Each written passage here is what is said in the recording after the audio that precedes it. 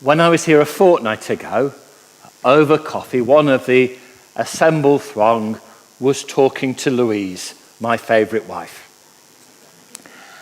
And the conversation, they were talking about evangelism. And this particular person said to Louise, "This is my problem with evangelism.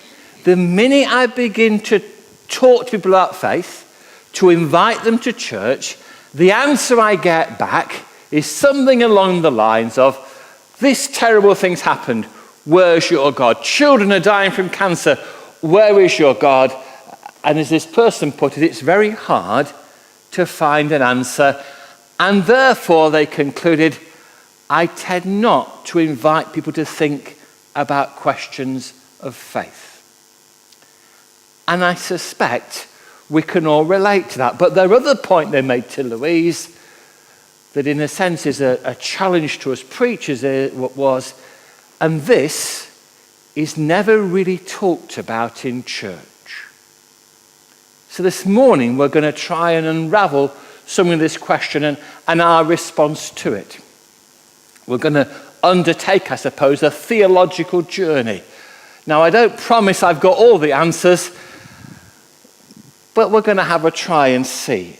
And I suppose what this person's question does is identify some of the problems that we face. The first problem is, if you'll excuse me, is a problem with God. There is a biblical scholar who you may have heard of called the Reverend Dr. Stephen Dawes, who sits at the back there sometimes. And he's written a book on his favourite psalm, Psalm 103.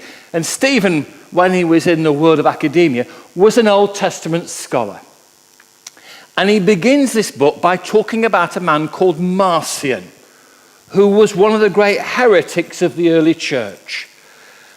And what Marcion suggested was that there were bits of the Bible that we should get rid of, primarily the Old Testament. He wanted to chuck it on the rubbish heap because he argued that the God and Father of our Lord Jesus Christ, who's revealed in the New Testament, is so different from the God we encounter in the Old Testament that actually it needs to go out of the window, forgotten about.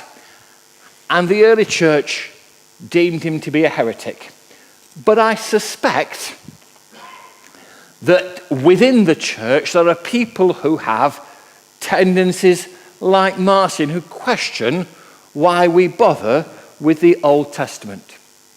Because let's face it, in places it is gruesome. If you want a picture in a sense of the worst of the Old Testament, then go to the book of Judges and spend your afternoon in the book of Judges, and it's blood-spattered pages. The blood flows as Samson, Gideon, and various other people wreak havoc and mayhem on their opponents. And in a sense, the crowning image of Judges is when a woman called Jael takes a tent peg and bashes it through the head of a man called Sisera. It's not pleasant. In a way, it presents this picture of the Old Testament where it's cruel. It's not really something that we understand. There is so much blood, so much injustice, so many things that make us go, ugh, and in a way stand away from them. If you read through the books of history in the Old Testament, it's not pleasant. And that's why there is this thought that actually it needs to be thrown away.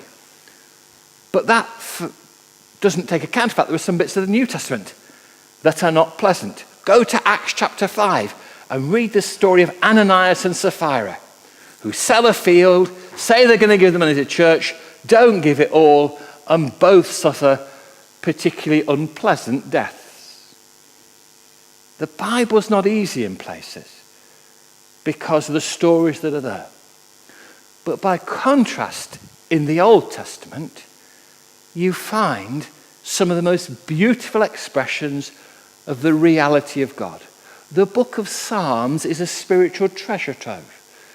The books of the prophets point to the Messiah who was going to come. They speak of justice. They encourage the people of God to change their ways and become better, become more in the way that God wants them to be.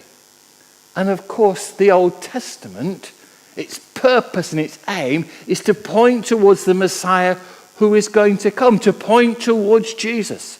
Without the Old Testament, the origins of Jesus would be obscure. So we have to wade our way through its difficult pages to look for those parts that speak of the God whom we know. The vengeful God that you can perhaps sometimes find there is contrasted with the loving God that lies behind that psalm that Sandra read for us. And then into all of that, you throw this idea of free will. That we, in a way, are given choice. So that on the one hand, we can say things that the church tells us that we can believe in God, that he is omniscient, he is omnipresent, and he's the other one I've forgotten. Omniscient, omnipotent, and omnipresent, all these great big words about how God is everywhere, God knows everything, and God is all-powerful. Words that we use alongside, of course, the idea that love means that God doesn't use all his powers at once. He doesn't intervene too much because he's given us this great gift whereby we are encouraged to make choices. And in a sense, our understanding of God can really, in a way, be summed up in the idea of presence. God is with us in the midst of the reality of life. That even when we walk through death's darkest vale, there is that table being prepared in the presence of our enemies. The story of the Old Testament, in a way, is summed up in that Footsteps poem, where the person is lifted and carried through the hardest part of their experience. And if you want an image, in a sense, of all of this, you could, instead of reading Judges, go to the book of Job, where Job has this conversation with his friends. Life for Job goes from being fantastic to being really grotty. And his friends are encouraging him to curse God, to turn away from God. But Job advocates the reality that whether life is good or life is challenging or life is thoroughly rotten, God is with him.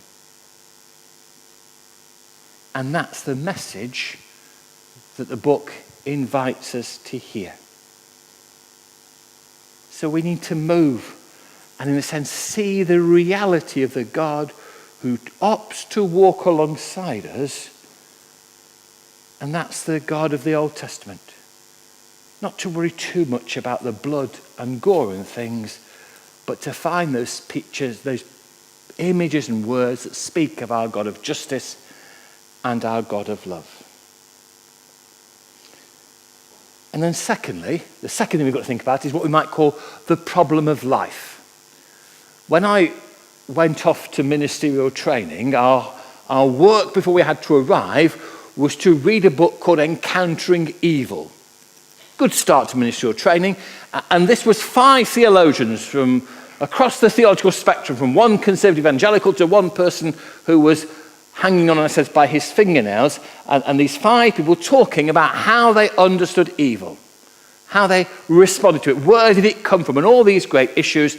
And I remember spending a week talking about this. A week on evil is really hard work. And at the end of it, in a sense, probably having more questions than when we began the conversation at the beginning of the week. Evil exists. We know that. And sometimes it's too easy to blame evil on the devil rather than seeing evil as part of our potential of who we can be. Human history shows us those who have chosen pathways that were evil. Hitler, Stalin, people like that. Modern experience says that, in a way, the environmental choices that we have made have been bad, which is why the planet is in such a state of chaos. We could argue again that there is something of the evil of greed that consumes the world of which we're a part. And then we come to politics. We've heard the word Brexit mentioned this morning. Here is the most appalling consequence of this mess that we're in, I think, is that this week in the papers there was a statistic revealed that since we've been involved in this malarkey, the incidents of public racism have multiplied. People whose skin colour is different or whose ethnicity is different or come from a different part of the world are finding life more difficult in our country because people are consorting with evil and saying things that really shouldn't be heard and shouldn't be part of people's experience. And then I look at politicians, and I apologise to anyone who doesn't like me saying this, but I look at Nigel Farage, and I look at Boris Johnson, and I look at Jeremy Corbyn, and I don't think I trust any of them any further than I could throw them.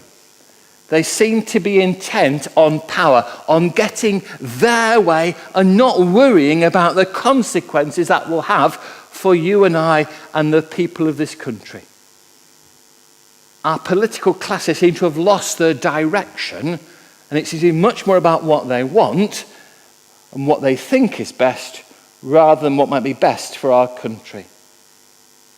It reminds us that our choices, our actions, either promote good or give sight of what evil might be.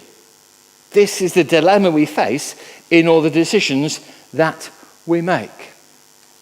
We've been watching in our house a programme called The 100-Year-Old Island, which is 4 families put on this little bit of land in North Wales off Anglesey, cut off by a causeway every so often by the tide, living as fishermen lived 100 years ago. And it has been brutally harsh because they've had very little money, and it's been hardest for the family where there's mum, dad, and 5 children who have barely got enough to eat. And the other 3 families were pulled together by the 3 women came together. The Christian woman was the one who called them together. There's a Christian family as part of this. And then she was encouraging the other 2 to think of this family and whether they could do something to make their life easier. Give them a meal, in a sense, to say, we love you, we're worried about you. This, at least temporarily, will make life better.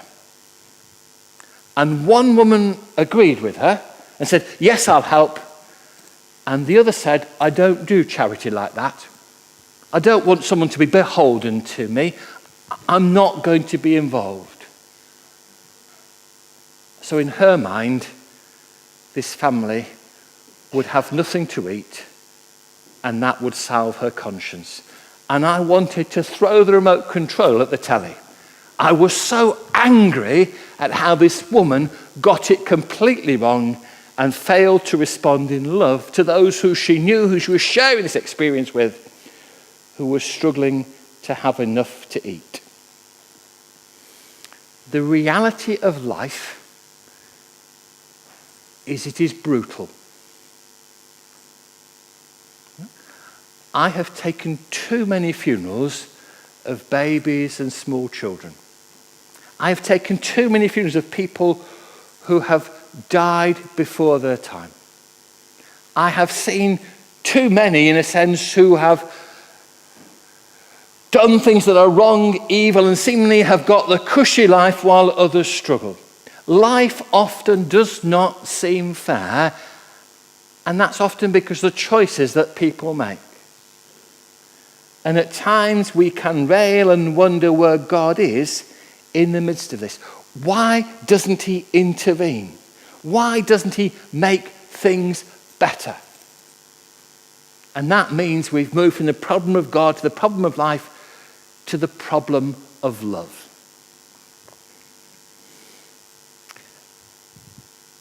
The 19th century was a man called George Matheson, who was a Church of Scotland minister, who ministered in Argyll and Edinburgh. They went off to teach in universities in Edinburgh and in Aberdeen. A brilliantly intelligent man, a good Christian man. At age 20, he went completely blind and yet pursued this remarkable career. And the thing that you probably know him most for is the hymn, "O Love That Will Not Let Me Go," which is one of the great hymns of the church, and which we'll sing in a little while. And in a way, it reminds us that in the midst of all the struggles that life brings us, we come back to love. John chapter 3 is the conversation between Nicodemus and Jesus. It's an intriguing conversation as Nicodemus asks questions and Jesus, in a way, either poses questions back or says things to make Nicodemus think. It's a typical, in a sense, Jesus conversation, really. The answers aren't presented on a plate. Nicodemus has to do his work. And in John's account of the story, the bit that Jean read us is a bit like the music that lies behind it, rising to a crescendo as the real main point is made, as Jesus reminds us it's a choice between light and darkness. That's what he says in that particular passage as he encourages us to think about what life is all about and the place that love has within it. It goes back to why we make our decisions, what our choices say about us, whether we choose so darkness can be exposed and light shine and gain its victory, or whether we prefer to scuttle where it is dark because in a sense that feels comfortable, that feels the right place to be. The reality, the free will God gives us is it invites us to think about whether we choose a way of selfless love embodied by Jesus, or whether we choose the way of selfishness that seems rampant in our world today. When we talk faith, I think the thing we talk is the language of love. I think that's the only thing that in a way we can talk. Love that is transformative. Love that is full of hope. That the way of selfless love is the Jesus way. Seen in his life and seen in his call to the church of which we are a part. Why doesn't God send thunderbolts? Why doesn't God come and sort things out? It's because of love. If I think of my children, whom I love dearly, I know as a parent, I have to let them make their own mistakes. I know at times, however hard it is, I have to watch and see them fall. I know I can offer them advice and guidance, and I know they can listen to me, and I know at times they can ignore me. And as a parent, there is nothing worse than when you see your children in a mess that they have created, that you know that if they'd listened to you, they would be somewhere different. And it makes you realize what you did to your own parents when you were younger. And that image of parent and child is an image of God and us and this free will. That we have to live with the consequence of the choices that we make, and that God is there to invite us back and hold us in the warmth of his embrace as we as parents would do to our children when they mess up and need hope. So that hopefully we can move from, oh love that will not let me go, I rest my weary soul in thee, to the final words of the hymn that run, and from the ground there blossoms red, life that shall endless be. Salvation, my friends, at its heart is about moving from the darkness of selfishness to the light of selfless love. It says to me that I can't prove God exists, but I can speak of my understanding of his love for me and how that brings light into my experience. It means I can't explain why God can instantly sort things out, but I can talk of how in love he journeys with us in the midst of the good times and in the midst of the bleakness of life. This love means I can't say, here is God, but it means I can say, look at the mess that the world is in. Look at the mess that people's lives are in. And I can speak of the Jesus who offers a solution, who comes to us with care and compassion and offers to make things better, who offers to journey with us. This question of where is God requires us to make choices. I was talking to Bill Murphy, one of our lay preachers, who was recounting the experience of his first attendance at a humanist funeral. And he said the worst bit was when the person at the front said to this assembled throng, of course you do realise you'll never see whatever the person's name was again. And Bill said it was bleak. Contrast that with the funeral service here on Thursday for Margaret Rafferty, when we celebrated a Christian life lived, when we spoke in hopeful terms, when we spoke of may she rest in peace and rise in glory with the excitement of hope. I'd rather be hopeful than live in bleakness. I'd rather believe in the power of love than promote self. I'd rather believe in a God who cares for us and who walks with us in all our experiences of life than, in a sense, worry about whether that's an important or good philosophical construct. Because that hymn, O love that will not let me go, I rest my weary soul in thee, speaks of the reality of life. And I think its final lines are probably some of the best lines in the whole of hymnody. As in the midst of the challenges of life, it says, and from the ground the blossoms red, life that shall endless be. Red because it speaks of sacrificial love, which is the Jesus whom we encountered in John's Gospel, the Son of the God we encountered in the beauty of that psalm. We can't prove God exists with equations or learned pieces of writing. All we can do is say, this is the God who's met me on the way. And I have questions like you have questions, but actually, the other alternatives are grim and miserable. The Jesus way offers hope and love and light and joy. And that's the way that we're invited to live, in the hope that as we journey, life blossoms, touches people, and helps to transform their lives. Amen.